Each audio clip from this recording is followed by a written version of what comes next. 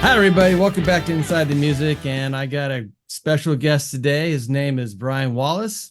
I actually am a moderator with him in a music group called Home Recordings and Collaborations. Is that correct? Oh yeah, that's So where we live. yes, and we've messaged back and forth many times, but we never actually met one another face to face as we were doing here. So Absolutely. can you tell us really quick where we can find your websites and your social media platforms, please? Yeah, absolutely. You can check out my professional page, brianwproducer.com, BRIANW producer. And then if you just look me up, Brian Wallace, on Facebook, Instagram, TikTok, you'll see me there. Or if you search Brian Wallace up, spelling will be in the description, I hope, because I It spell it will be. wrong. Um, any socials, you'll see my stuff on Spotify, YouTube. Uh, yeah, Okay. that's it. Just Yes, and search my name. I'm not fancy. I don't go by any artist names. I'm just me. Which what you see is sweet. what you get. Okay. Yeah, and everything, all the information for him will be down below in the descriptions, including how to spell his last name, which is Walis. So That's there you it. go. So just to kind of get the audience to know you a little bit, you preside in Wayland, New York, which is roughly 50 miles or so outside of Rochester. Now I can imagine the scenery there must be exceptional. Oh yeah. Yeah, out here, especially in the fall time, you get the leaves changing, everything starts to chill out a little bit. It's a gorgeous spot. Um, you know, unfortunately not, part of the beauty of being secluded is nobody's around. However, as a musician, there's no one around. Well, what is something you like to do to decompress? When you're out of the studio, I'm sure there must be 1,000 fun things to do Oh when you live like man. that. Yeah. Tons of parks just to go walk around hiking.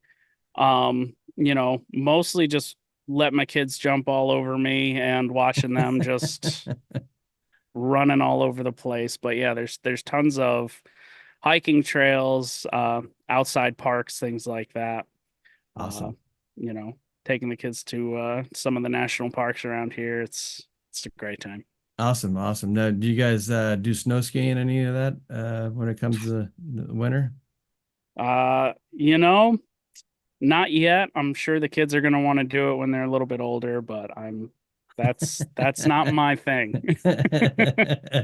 No worries. Some of the unique things about living so remote is I've developed my recording setup to be totally portable, which is one unique thing that's kind of cool to the way I work is as you can tell by my room, I don't have a great huge tracking room. And also I live so far away from everybody that one of the really cool things that I get to do is I just pack my whole setup into a box, bring it out, and I've been able to record in some really, really cool places. Just crappy practice rooms. I've recorded in a brewery once, churches, things like that. Just a lot of cool places All that right. kind of wouldn't have happened if I was in a more popular, a more populated area. Sure.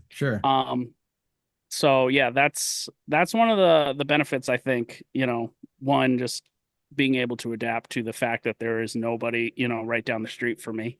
And Awesome. that I've been able to get some really cool experience out of that. So, all Sweet. right. So I have your questions, which I made up after you answered the 6 short questions I have for you all that want to be interviewed. Let's jump into question number one. On the questionnaire you answered, you considered yourself a producer first, followed by a mix engineer, and then a songwriter. Did that order change recently, or in other words, did you find yourself early in your career a mix engineer first, and then a songwriter, and then a Mm. producer, or did the arrangement always stay this way? Yeah, so I mean, I stumbled on recording, I think the same way that a lot of people do now, um, where I wanted to record my own music, but as a poor teenager, did not have the means to go into a studio. So I got a cheap little setup, and it, was just birthed out of a necessity to want to have other people hear my music, which I think is the way most people get into this. Where I think Yeah. we're all musicians first. And if you're not, kind of have some questions for you, but because way easier ways to make money. Yeah, that there um is. um but yeah, so I would say probably for the first 10 years or so that I was doing any type of production and mixing was pretty much only on my own music. So, Yeah. definitely started off as, songwriter. Um, and then, you know, life happens, things change. Um, enough people were asking for my help on their projects. So started producing more, and now it's just kind of the way that my time breaks down is most of my time is spent producing and mixing for others, and then I squeeze in my own projects as I get the time. Nice, nice. I understand the squeezing in the projects. That part I completely understand Yeah, yeah, because time, it's very time consuming. Being anything involving music it's all about oh yeah. timing and scheduling. Yeah, You you're know, getting old when you have to schedule in your hobbies on your Google Calendar. Otherwise, you don't do exactly it. right. Very true, very true. Yeah, and then plus you got family and you got to schedule time for them as well too. So it's, Oh yes, you absolutely. know, I have two kids, 4 and 7, and very much of how I built out my audio business is in a way that does not take yeah, much time away from my family. So right. if I'm working on a mixing project, that doesn't even start until 9:30 at night until I fall asleep. Um, Nice. being available to my family in the evenings, there's the occasion that I'll Yeah, take on a recording gig, right. during the days and evenings that I would be with my children and my wife, but primarily I'm working on all of this outside of my family obligations. So, Yeah. Yeah, it was funny because when my wife and I decided that we wanted to start a band and I warned her. I said, "Now listen, when it comes to music, I get an obsession with it."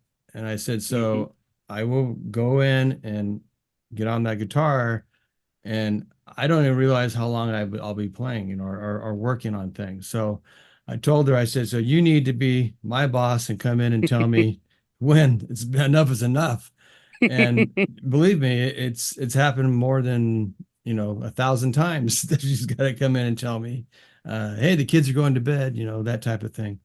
Oh yeah. So Yeah, it is very time consuming. I use a Stream Deck here for like keyboard shortcuts and stuff like that. But Hmm. one of the things that I built into it is in one of the bottom corners, I just hit the button and A it starts timer. a 15-minute timer. So every time I see that go off, I reassess, either take an ear break, or like, oh, okay, I've been working on that. That's like the sixth Uh, time I've hit that timer. I need to, yeah, and get up from this desk. it's that's a smart thing to do because when you get so focused on something, you don't even realize how much time has passed. I mean, they come in my room and scare the shit out of me because I'm so focused. You ever had that? And they come in and say something, you have your headphones on. It's like, oh my God, you Oh know. yeah, yeah, yeah. My daughter's so good at that. Yeah, she creeps up, she's silent, and then she's just standing right here and Yeah, that's gets me exactly right, every man. single time. Yeah. I think it's something to do with like that ADHD thing where I just you just hyper focus in and Yeah, it's funny you said that because I had a conversation with one of my guests I had, and we both talked about how we are, somewhat, on that scope Oh yeah, doing there's this. got to be something wrong with you Right. if you're a musician. There's Right. And you listen to the same thing over and over again, especially when it comes to mixing, Oh you yeah. know. So it's Yeah. funny. Oh yeah. Anyways, Yeah, our poor wives. yes, exactly right. They are angels. They are angels sent from God himself, let me tell you. So, but I get a break because Linda sings. Mm, So, so I do get her to come in here and work with her. So it's great in that aspect. So, that's awesome. question number 2. As a producer, tell us your tactics when it comes to making suggestions to artists and bands. Do you have any fun stories to go along with that as well too? Mm. Like maybe it didn't work out so well, or I think it's just I think your intention has a lot to do with giving any type of feedback in general. We've all had bad bosses that just yeah, tell us to fix the problem but don't give us any insight onto how to fix the problem, or deliver it from a place that is not helpful at all. right. Hmm.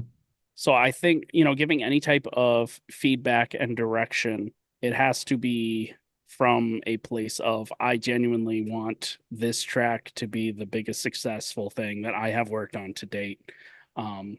And, you know, the feedback has to be something, you can't just say, well, that take sucked. Let's do it again, you know, which to be fair, I have said probably hundreds of times. But, you know, but, I'd say the funniest, probably the funniest bit of direction that I had to give somebody was he just wasn't singing the parts to like hit on the beat hard enough. Right. So I had him sing it. We were both standing right back here, with our hands on our stomachs, singing the part together, jumping up and down to the beat to feel like the pressure, to have him like feel the pressure in his diaphragm of like pushing on those certain beats. Right. Um, and it's been a lot of goofy shit like that, I'd say. I try and keep, you know, keep my sessions very very loose, Mhm. very supportive. A place where I say straight off the bat, especially if you're coming in to do vocals, I'm gonna have you do some weird things, and I'm gonna do the weird things first so that you know that we're all in here just being goofballs together. Right. Whether it's like, trying something with like a weird voice, I'll usually demonstrate them first because it's like I know what I want to hear, but like I can't just say, Sure. try that in an almost whisper and like a lot of fry on your voice.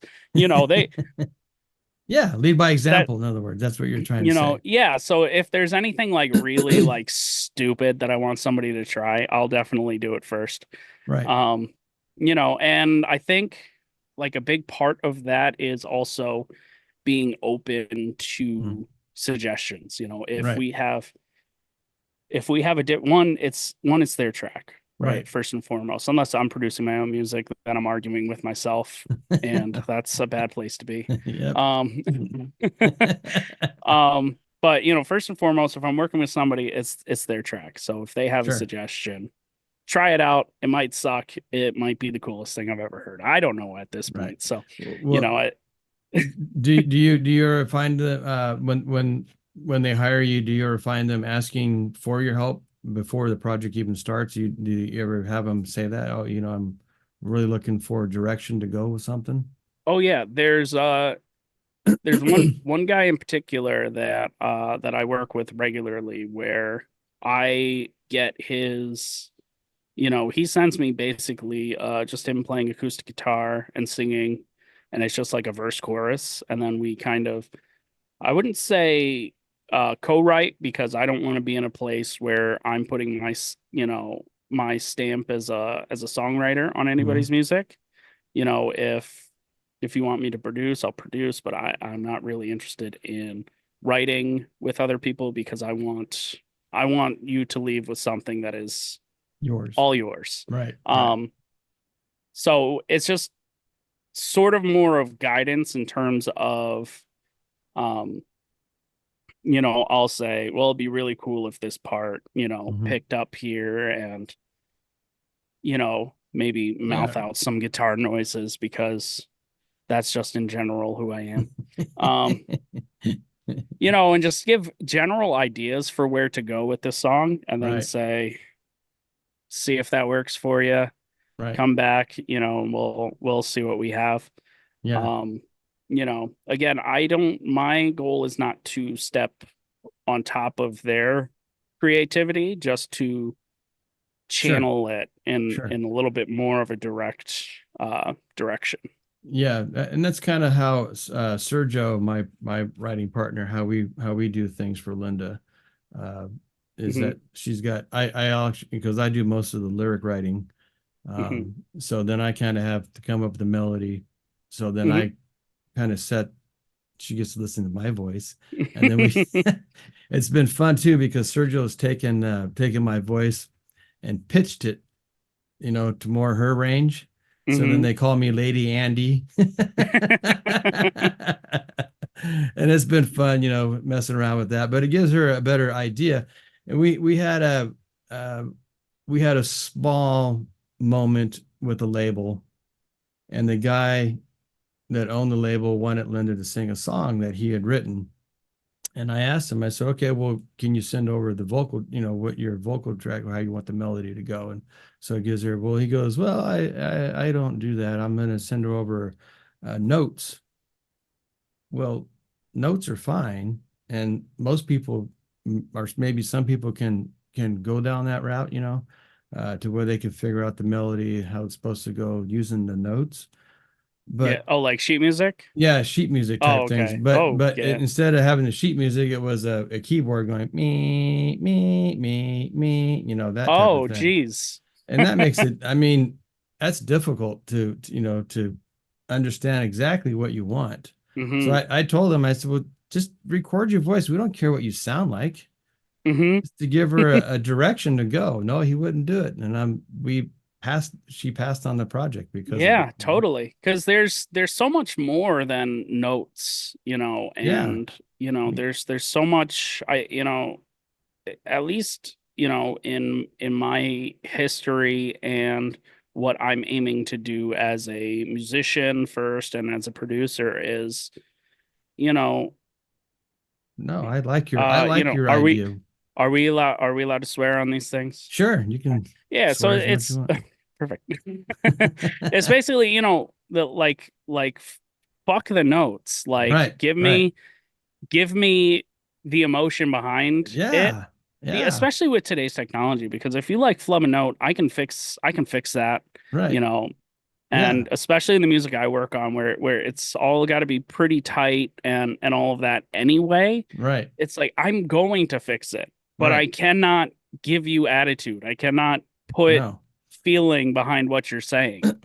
No, I like the fact that you're willing to put yourself in a position to be um, vulnerable or whatever you want, just to show the person that no, this is what I'm looking for here. Oh I yeah. think that's And important, yeah, you it's, know? and even, sometimes it's supposed to be wrong, I mean, Right. Yeah, so if you're playing a keyboard, like you're not going to get a sense for, you know, where you should be pushing sharp or, like, right. especially, I do a lot of like loud, angry, Hmm. rock and metal and stuff like that. So it's like, you know, you're supposed to sound gross Right. here. Like So, we're supposed to sound like your larynx is coming out of your mouth, right, right. How did you discover that you can do the screaming? Because that's not an easy thing to do. Yeah, that's a journey of a lot of pain and suffering. Uh, so just from enjoying that type of music, coming up and, again, just Right, the influence of your writing always comes from, what you're into the most at that time. Um, so, you know, I think like the biggest thing was like having to write music that was not exactly what I wanted to because I was limited by my abilities. Hmm. Um, which is, you know, still more or less the case because, you know, Right, right, right, you're always trying to improve. So you're always like if you're right. doing it right, you're always writing just outside of your ability. You Sure. know? Yeah, At least I do. Every day is a struggle. Uh, yeah. Um, but uh, yeah, so it came from that, and then just, you know, honestly, just a lot of trial and error with what sits in my voice. mhm. You know, a lot of hurting myself and realizing don't do that again. Um, Yeah. you know, I think when I was younger, you know, 10 years ago or so, doing you know, doing some vocals, especially for live shows with like shitty PAs where you're just trying to be louder than the drummer. Um, you know, Yeah. a lot of that, and then, you know, once you figure out something that does work, you just like do that nonstop for 3 days until that becomes muscle memory, and then you Right. move on to the next thing you're trying to do. Yeah. Yeah. It's, because uh when I was, younger, AC/DC and Brian, Hmm. Back in Black, I mean, trying to stand up, and then you might be able to do it at first. That wasn't a good example. No, no, I Uh, got you. but about three-quarters of the way through that song, man, my voice is just like, I can't The do it. I don't the have the strength to thing do it. that a lot of people don't realize about that, because the rasp, I think, introduce it, well, it does introduce a lot of extra harmonics. Right. So it kind of hides like the actual pitch that they're singing. Hmm. And I think where a lot of people kind of trip up on that is you don't necessarily struggle with the sound, you're struggling with the note. Right. Because like if you listen, you know, that AC/DC is a pretty good example. Like that dude sings high as shit. Right. He Um, does. you know, if you listen to like like a little bit more, you know, the bands that I was listening to, you know, as a teenager, like Linkin Park, I was gonna say them. when like Chester. Chester Bennington Right. does it, Hmm. like especially like with the pitch screams, like if you take all of the rasp out of that, like it Hmm. sounds heavy, Right. heavy. But if you take all of the extra stuff out of it and just sing the note that he's screaming, Right. it's so freaking high. So I think, you know, Yeah. working on your vocal range is a lot to do with that too. Like, Yeah. or finding a version of the sound you're going for that sits in your vocal range. Right. Um, I'd say that's probably been the biggest thing for me that helped me is like That's so interesting. figuring that out where, Right. you know, well now obviously it's weird, like my vocal range is, it's more than it was when I was a teenager, Hmm. and you know, in my early 20s and stuff like that, but my ability to sing as high cleanly is gone. Gone.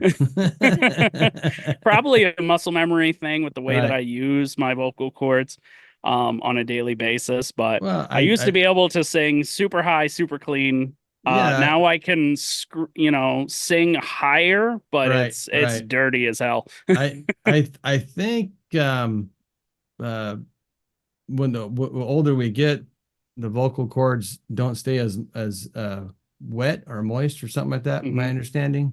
So we Hmm. have a tendency to not to be able to do those higher notes. Kind of like the way I've took it, it was kind of like playing a guitar with dirty ass strings on it, basically. Mm.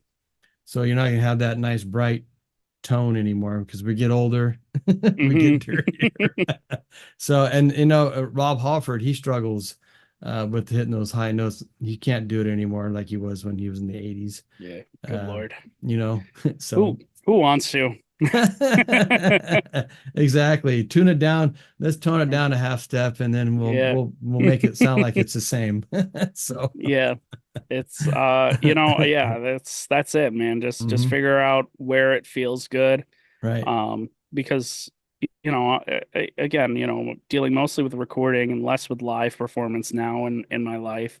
right. You know, I'll do whatever it takes to get a good recording, but Right. If a band comes in and they want to do something and they're struggling to do it, I Right. usually advise that we rework that part because you're going to have to play this live.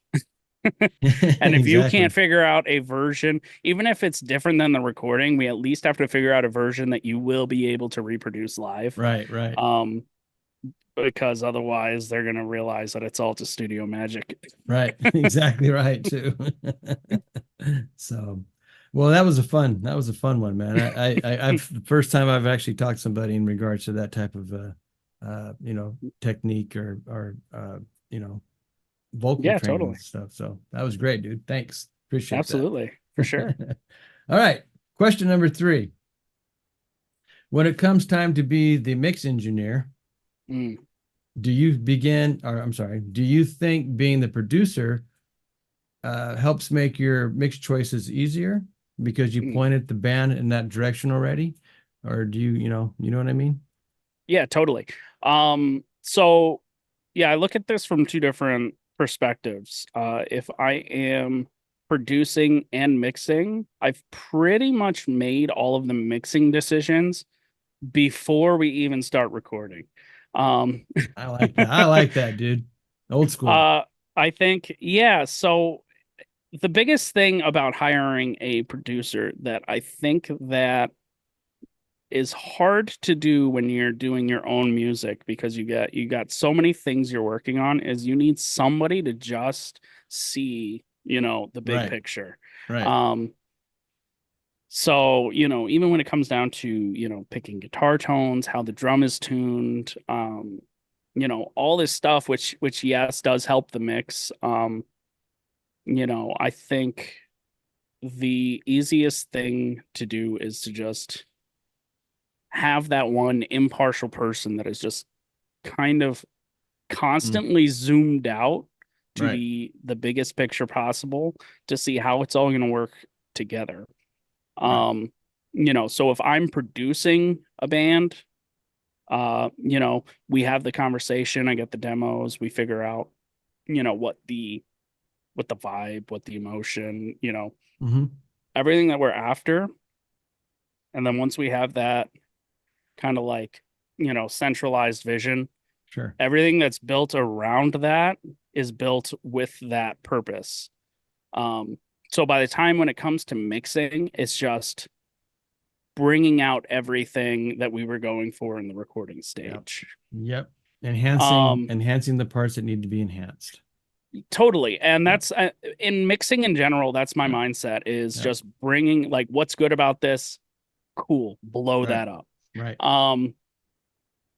So, you see a lot, especially on like YouTube, which, whatever, they mean the best. And I'm sure a lot of people do work like this and it works very, very well.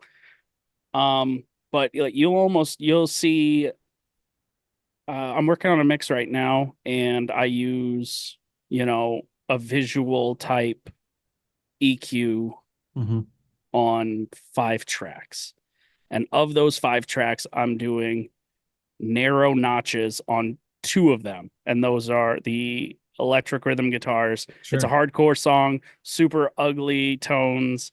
And it's just like real whistly, like in the guitar cab and stuff like that. So I pull out 2 little tiny frequencies, not even a lot. It's like, Right. 6 dB or less on both of those notches.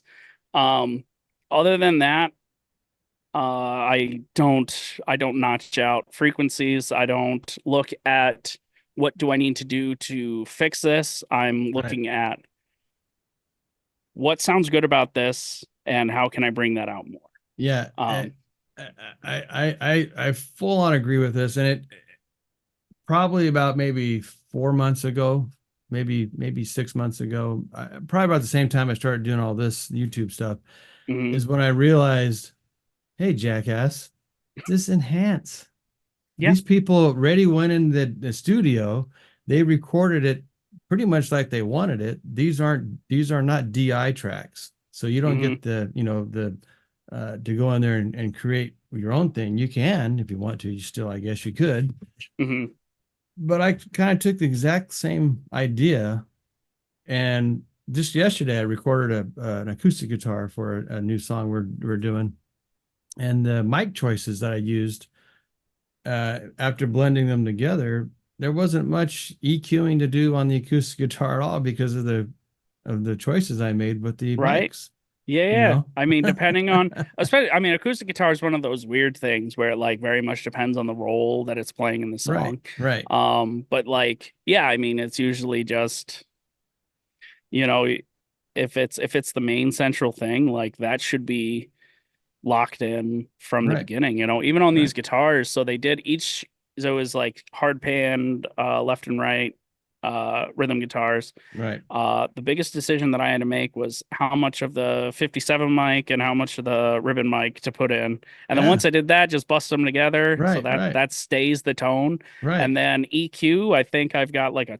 tiny bit of a 5K shelf and like Yeah, a bit, like a little bit of a big old mid-range bell yeah, in right, there, just like a tiny bit to give it some more presence. Other than that, just right. And I respect the tones, man.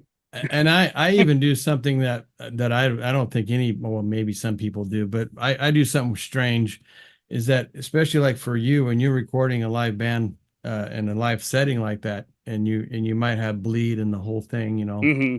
um, what I like to do, or even even if it's not even recorded like that, it's say if they're recorded tracks separately, Hmm. what I try to do is actually to get the band, even before I actually go in and start enhancing stuff, I try to get the band to actually sound nice. Hmm. Going in there and making an EQ adjustments on a band as a whole. I do that, and then I go back through, and then I'll just enhance little things on guitar, vocals.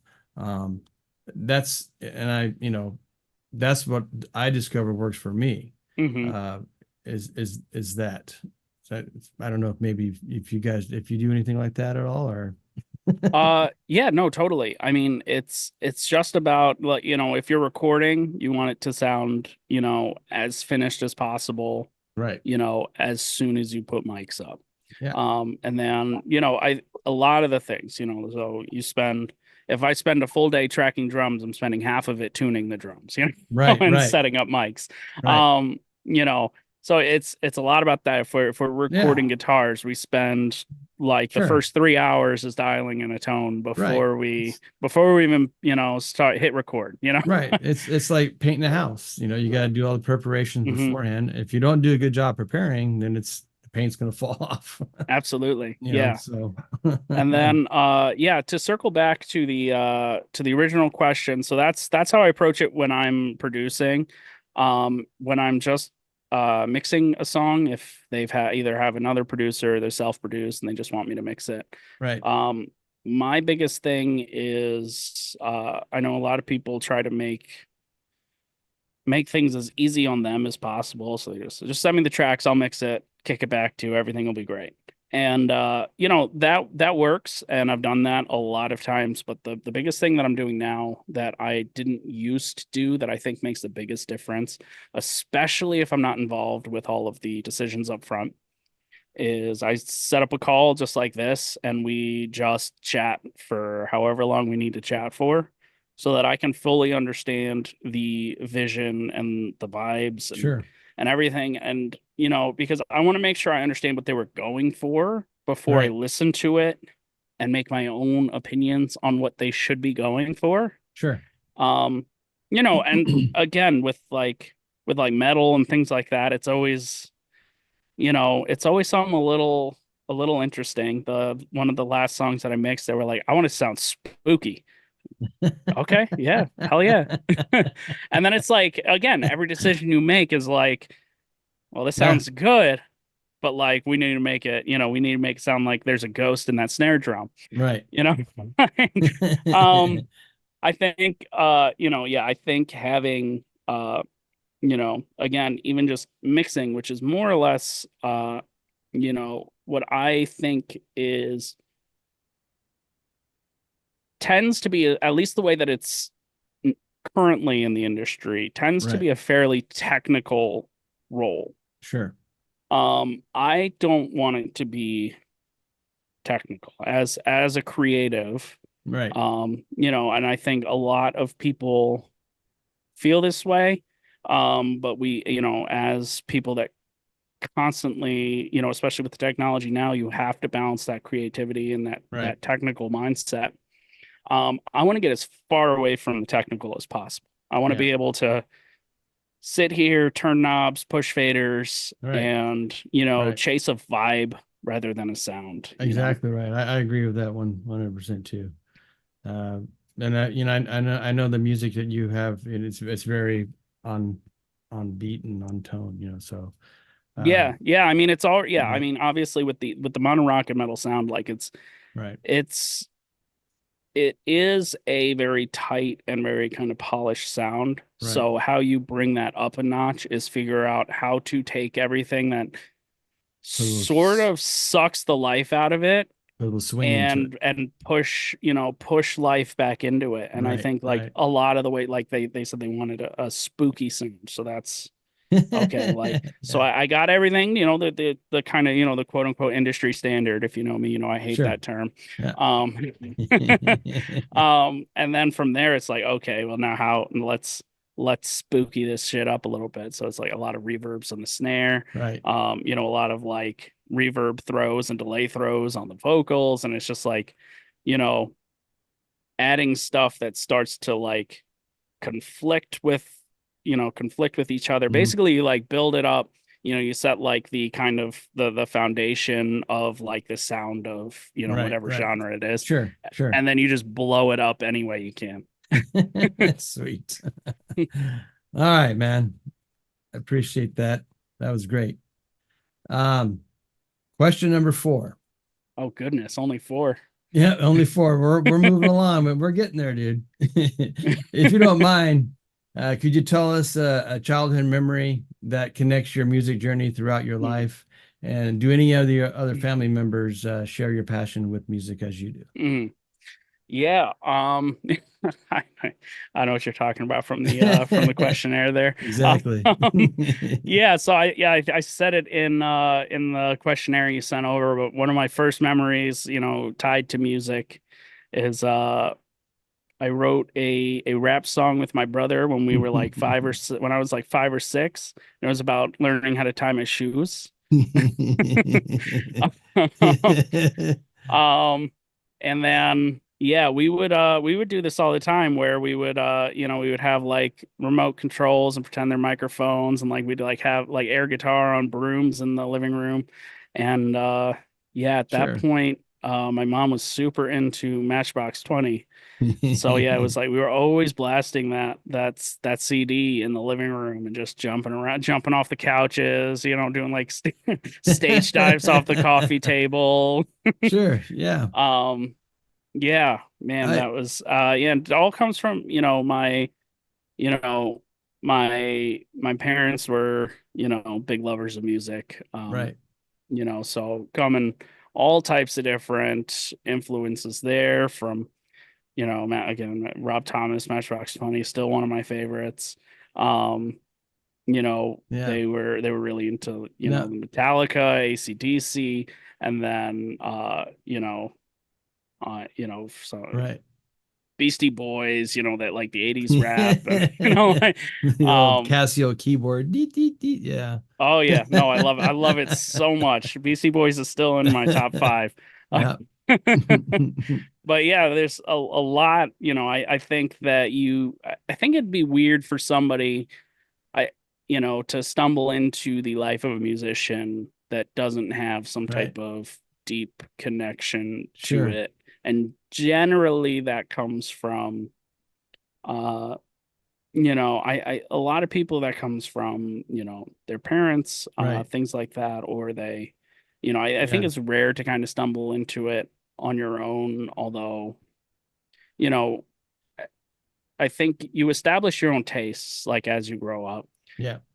but the overall love for music, I think, is something that comes into you at a very, very early age. Yeah. Did any other your family members follow suit with you, or did they? My brother played the bass for a few years, which I have that bass right over there.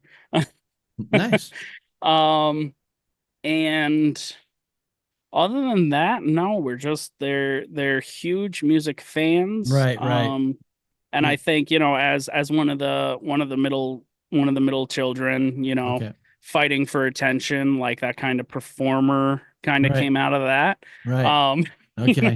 you take you take loves music plus starving for attention and trying to get everyone to look at you. And I think you end up at It's stage funny. performer. That's that you touched on that because I I I'm the youngest and my Mm, brother he loves music. hmm. God love him. He loves the 80s, heavy metal. Judas Oh yeah. Priest, Iron Oh yeah. Maiden, Saxon, you name them. Hmm. We went to so many concerts together. He took me. I'm the youngest, like I said. So uh, I think that's where I got the need for that is because, and you're the middle child. So Hmm. I have this theory that it's either, I don't know how many oldest children are actually those people that go into music. I'm kind of Hmm. curious what the percentage is between age or the family ranking is, who are the most musicians in family ranking? That's what I kind of want to Hmm. know. Because like the Jackson Five, they all played, but Michael Jackson was the main stage guy. Oh yeah. The Osmonds, they have Donnie and Marie. Those two are the ones that made the most of it. And if you kind of go down the line and look back through music history, um, that I was researching anyway, most of them are younger or the middle childs. It's I kind of just took note interesting. of that because I'm gonna poll everybody that I know. Yeah. It, it is an interesting topic, and I don't think I've ever seen anything, discussed on it as far as that part goes. Yeah. Oh, I So, mean, there's so much that goes into, on a subconscious and right, psychological level right, that I don't think we'll ever fully understand. right. But yeah, it is super, But super fascinating to my, to look. my brother and I, we did the same thing. We didn't, you know, do the rap thing, but we did do the brooms and the whole, Oh yeah. microphone, all that stuff. And I always get a kick out of the girls that grab the curling iron when it's plugged into the wall and they burn their Yeah. hand, ah! Uh, So it I always makes don't me think laugh. that's happened to us, but yeah, No. definitely would have. So, but thanks for sharing those, man. That's always fun, and it definitely makes you more human, because I know. that's Half robot though, so I got a reputation to uphold. absolutely. So, question number 5. Now, you mentioned you got your first guitar around the age of 13, and around Mhm. 16, you started recording your own music, and that led Yes. to your degree in music, which we haven't touched Yes. on yet. Oh yeah, because it plays such a small part, such a small role in my life. But you also said something that really caught my attention. You said, unfortunately, the job you were working at was extremely busy, and then it took time away from your music Hmm. journey for a while. Um, Yeah, I think I was my father was a chef. oh, So I learned how to cook and work in restaurants with him.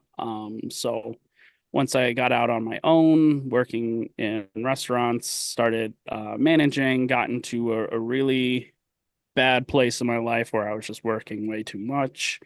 Um, got to a point where I didn't touch my guitars for years. I didn't realize it at the time, but I wasn't even listening to music. I would only listen to like podcasts, talk radio, audiobooks, which, again, like I said in the interview, should have been, or in the questionnaire, should have been a giant red flag of some right. undiagnosed depression, which is, I think, again, I mean, that's, uh, that should have been a theme that I recognized in my life.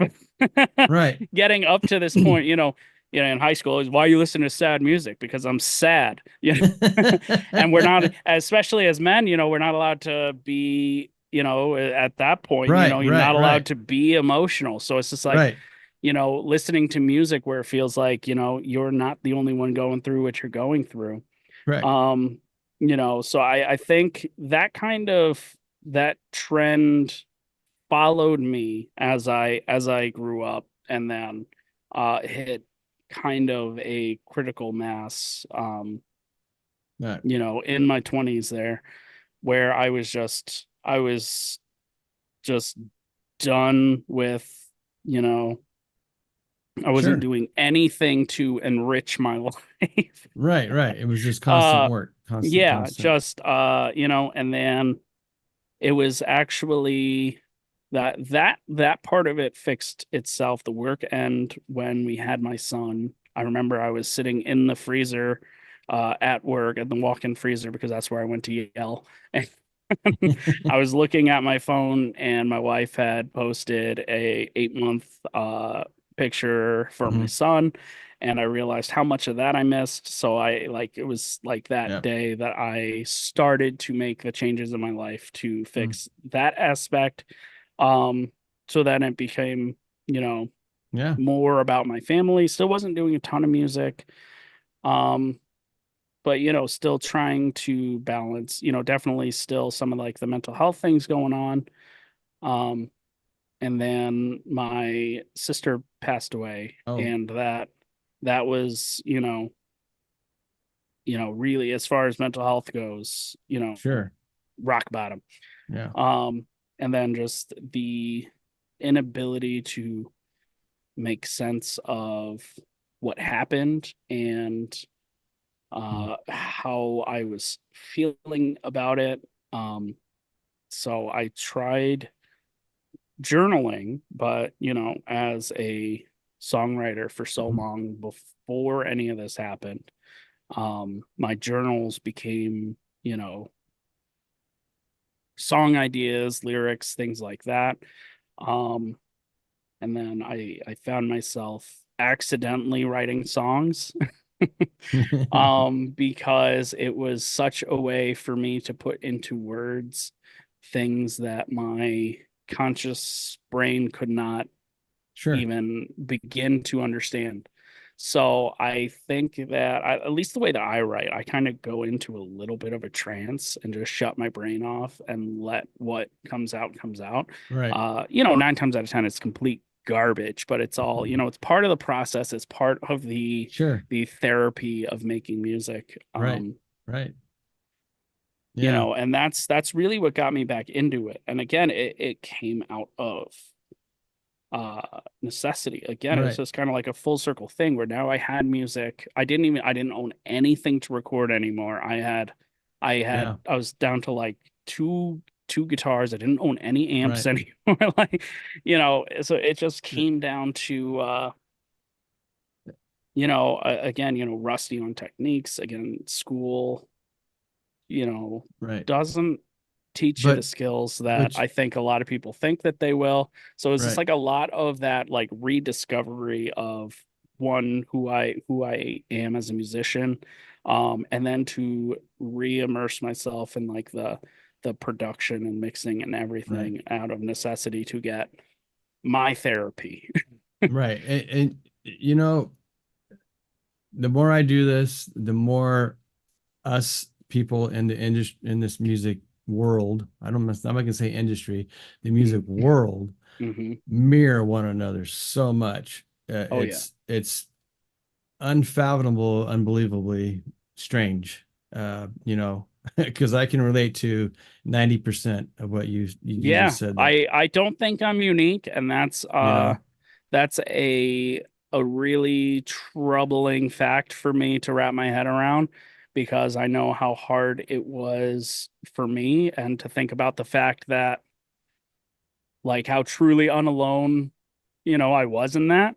right, That's really what inspires me when I take on projects. I've said a lot about focusing on the vibes and emotions and stuff like right, that, and it's like really like, we don't come in here, I don't bring people in here just to make music. We're here to say what we need to say, Right, get that right, thing off of our chest. So like each project is another therapy session. right, right. I remember the first time, I had one of my tracks, professionally mastered, and I was like, like I sat here, I was like, sitting Mhm. right in this spot, listening. Totally Right. different setup at that point, but speaker set up, listening to it, and I just started weeping. Yeah. It was like, and then like I reached back out to his mastering engineers, Travis Hill. He masters 100% of the projects that I work on. Now I will shout him out till the end of time. Um, Awesome. Awesome. everything that I touch also crosses his desks. It's just fantastic at what he does, and I know that he has a very similar mindset where he is so detail oriented, but also knows exactly when to throw all of that out of the window, to focus on the emotional impact and things like that, which Right. in mastering I cannot begin to wrap my head around. Yeah. Either can I.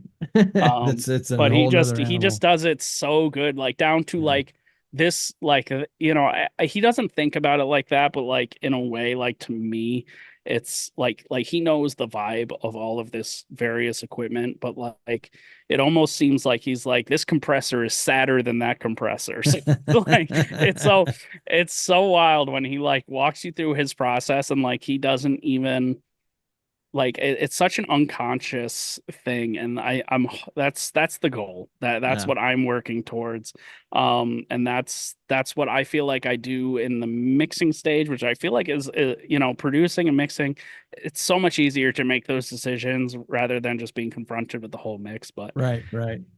yeah, I've been chasing, you know that feeling and how I can help other people get there with their own music. I think ever since I got that first master back from him, um because I know like what a weight that was to have that, you know Right. have that one, Right. just to have it done, have those thoughts out into the world. um you know because I Yeah. think, as musicians we hide behind the process, in order to not deal with Yeah. with the emotions behind the intention of the Right. piece. Right. That I just put out a song. I spent 3 years working on it, and I re-recorded it twice. I basically started it Yeah. start to finish 3 times. And after this last time, I was like, this, I caught myself, and I was like, you're just Going working down. on this so you don't have to deal with Yeah, it. it's Because funny. once there's no more Yeah. work to do, the only thing left is Right. the feeling that prompted that. Right. I feel you. I totally feel you because I had a song I've been working on now for about 8 months, and I got it to a point where I thought it was, oh, this is it, man. This is the shit. This is the most I've ever done on a song. This sounds great. And then I had some people give me feedback on it, and then I'm like, oh, back to square one, dude. You know what? There's a kid So there's a kid making tracks on, and I saw somebody else on TikTok say something like this. So I don't remember who. So if they're watching this, sorry. But there's a kid on his iPad with GarageBand making tracks that sound 30 times better than anything that we're making. right. So just release the damn song. Yep. Yeah, I know. I hear you. I know it will be released, but it's gonna be my white whale. I'll be chasing it for a while longer, unfortunately. Yeah, I know. So, That's part of the yeah, process. I think that, like, yeah, I mean, again, like, just right, right, part of having that third party, again, to circle back to earlier, is right. like, It's tough. I think it's also it's very helpful to know what to prioritize. Right, And right. when you're just like chasing your tail, and I you've agree. got your head too far up your ass to know when it's time to Yep. just Pull move it on. out. Yeah, yeah. Hear that. Hear that. hear that pop, make sure you get out of it. So you got that right. Well, I really appreciate you on this first five. You lent out so much information, and I hope everybody appreciates what we're doing here to help everybody move along with their music journey. And to know that if you have a problem you're dealing with, that you're not the only person dealing with problems. We're all here going through our own thing. So Absolutely. And I'm here if anybody ever needs an ear to talk to. Please hit me up, because I will definitely take the moment to talk to you guys. So same here. All right, brother. Well, with that, let's move on to the rapid questions. All right, rapid questions. Rapid we've only questions. Here, I'll do the no, I'm not going to blow anybody's ears out today. This is like the first speaking I've done today, so I'm definitely not warmed up for it. Okay. But yeah, I know you gotta hop off in a couple minutes, so we'll do them real rapid. They can wait a little bit. It won't kill them. So, rapid question number one: favorite guitar? That's gonna be this puppy right back here, LTD nice EC 1000 ET Deluxe. There you go. Pick it up. For one reason, that's that Evertune bridge. Oh my God. I was recording a song with one of my other guitars over there, and I could not get it to stay in tune and stay intonated, and I lost my mind. And then, learned about Evertune, and I just had to find a way to acquire one. And I think I've set this guitar up twice since I've owned it. Once when I got it and put fresh strings on it, and then, right. I think last time I changed the strings, I changed to a different gauge, so I had to reset it up. But just the tuning stability on that thing is unbelievable. I've seen demos of it. Yeah. Oh my gosh. You can set it up in a way. I mean, there's a few different ways to set it up. And how I set it up depends on who's playing it. Right. Because you can set it up in a way that if you're bending a string, it will not change the pitch. Yeah, I've heard that. Yeah. So if you've got like a little bit of rough technique and you're like pushing strings out of tune and stuff like that, right. it fixes. I do like, two-step bends on it, and it does not change the pitch at all. And then as soon as you let go, it is not, the intonation isn't messed up. It's good Lord. Yeah. Oh, I've seen there was a video of someone literally taking the strings and doing this with the guitar, and then right back in tune, Yeah. So it really, I don't understand how it works. I've tried looking at it. Sometimes there's a little man in there that's like constantly tweaking it. Yeah. Sometimes it's just best to leave a mystery to the world, just yeah. Other than that, I've got my Takamine acoustic over there, which is the second guitar that I've ever owned. That's awesome. been with me for I think about 17 years now. Nice. Just can't go wrong with Takamine, man. Can't go wrong with those guitars. I don't play it anymore because it's been through so much abuse that I cannot tighten the truss rod anymore to get the action low enough to where it's actually playable, between like just humidity abuse and it going through a fire. Oh my God. Yeah, it's been through a lot, but I'm gonna keep it there just call it your Frankenstein. That's what I would. Yeah, I don't want to keep working on it to the point where it breaks. Right. But I know that I don't play it. It's just there as a friendly reminder of, nice. Everything in my life up to now. Question 2, favorite microphone? That's tricky. Um, I mean, you got to go with an SM57. I mean, that's that Frank's Red Hot, put Yep, that shit on exactly. On everything. everything. I would say it's either, oh boy, it's either that. You have SM7B, also highly versatile. Um, Yeah, Goodness. you're using one right Or now. the absolutely. And yeah, I mean, I do every type of vocalist on this thing. It's great on drums. Yep, I throw it, run over it with your sure. car, it's still gonna work. Um, and you know what? The Lewitt mics are really, really good, especially for the price range. So Yeah, I if have yet anybody to buy one. needs, oh my gosh, I got the was it the LTC 040, which is Right. like they're really, really tiny Bensel Hmm. condensers. Hmm.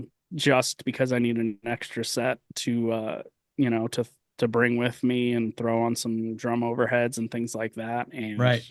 Yep. that whole company, even their more expensive ones, like just Yep. everything from that company right now is just On punching fire. way Right. Right. above Your its weight. its price tag. Yeah. And they have genius marketing too. Yeah, it's The girl that does the marketing, she's I enjoy I really enjoy her stuff, what she does. yeah. That's really cool. So anybody's looking for for a good deal, not the cheapest, I mean, if you're looking for the cheapest, probably not your option, but if you're looking for the best deal on microphones, check out Lewitt, really Yep. great company. Yep. Lewitt, give me a call. Let's talk endorsements.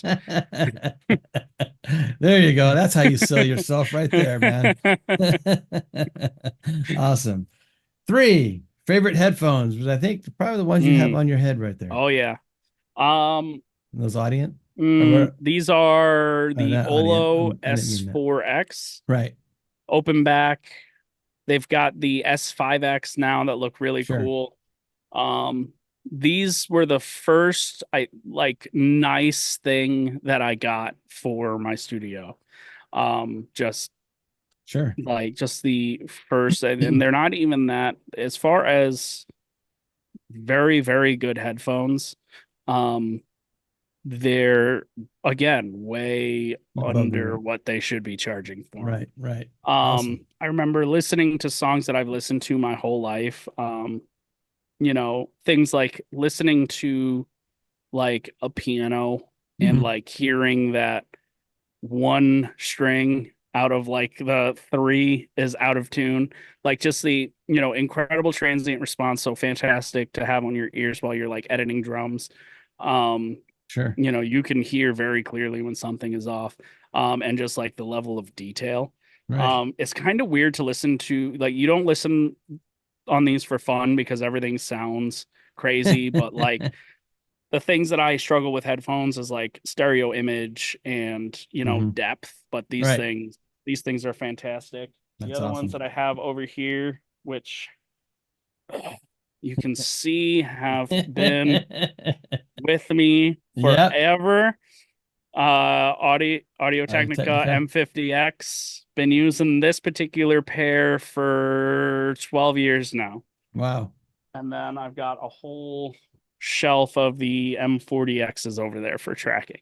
But Audio Technica is another really, Sweet. really solid option. But yeah, I'd say these ones have to be my favorite right now. Awesome.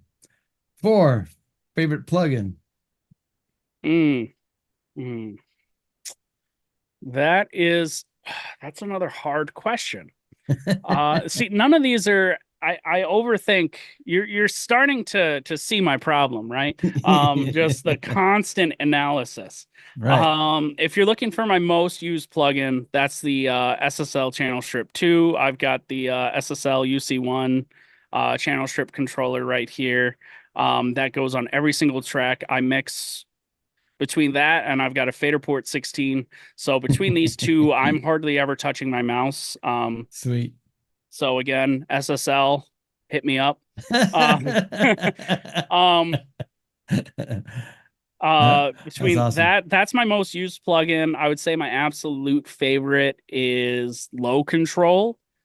Oh No. yeah. Oh shoot, no. Well, that's a very good one. No, no, no. It's another one by Blackstar Audio. What's their gate one called? Um, Oh, the Shoot. new one they just came out with. Is that the Yeah, one? what's the damn? I'm drawing a blank on it too. Oh, But I know you're I talking about. use it. I use it in every. I use it in every session that I have live drums now. Right. Silencer. Silencer, that's it. It's just Yep. a magical gate plugin. Yep. Um, I don't know how it works. I have a pretty good idea, but it's a fantastic gate plugin for live drums that just absolutely kills bleed. Yep. I've seen yeah, my good friend Chris Selim, he was a big fan of it too. So I know exactly what you're talking about.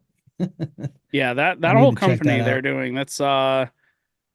uh Jordan Valerius from Hardcore Music Studio, his plugin company. They're making a ton of cool stuff. Yeah, that they are. That they are.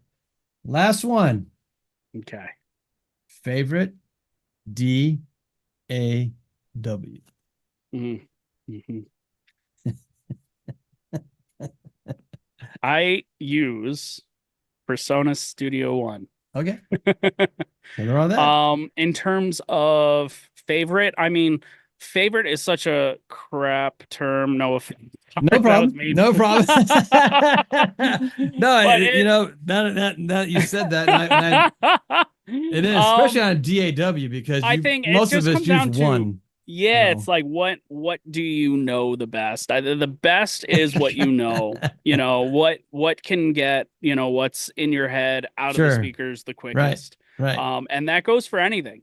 Right. Whatever you can use, when it comes to Yeah. guitars, microphones, everything else that you just said, my answer is whatever you know the best that you can get what's in your head out of the speakers the fastest.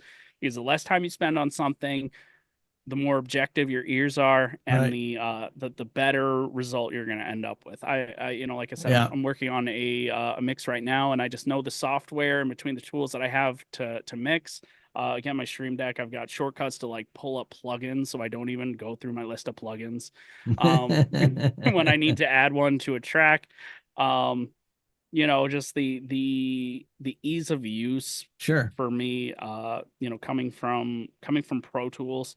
It's kind of like Yeah. easier to use Pro Tools Right. to Yeah. me. Um, but yeah, I Studio One is the one that I'm using. I have licenses to a Mini. whole lot of them. Right. I, But yeah, I, it's I definitely that one for me right now. a few weeks ago, maybe about a month ago, shoot, I just drew a blank on what the crap. I just drew a blank on the other DAW I was trying to work with. Um, shoot. Anyway, I Reaper? could no, not Reaper. It's It always was Reaper. yeah, no. Yeah, darn it. Oh well, shit. That's what happens when you're 57. Oh Things come Lord. and things go. Anyway, I tried my best to Luna. That's what it was, Luna, Oh yeah. because they have a free version for Windows. So I'm like, Mm, oh, I'll jump on that. And yeah, it looks when they're all doing their stuff on the videos, it looks a lot similar to Cubase, which I use.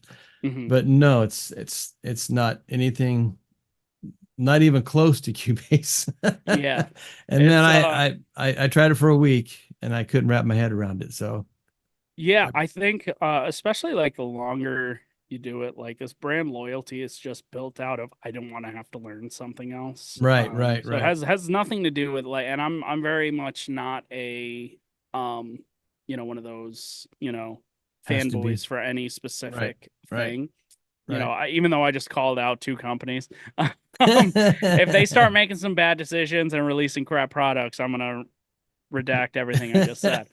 Um, because yeah, it's very much a even with the software that I'm using, like I have very specific things that I would want out of it, because I don't think anything does everything Right. perfect. So like there's always some type of compromise. And then even the ones that do the things that you want it to do, you're so used to doing the workaround thing that Right. you don't understand how to put that into your workflow, even if it's something as simple as pressing 2 buttons.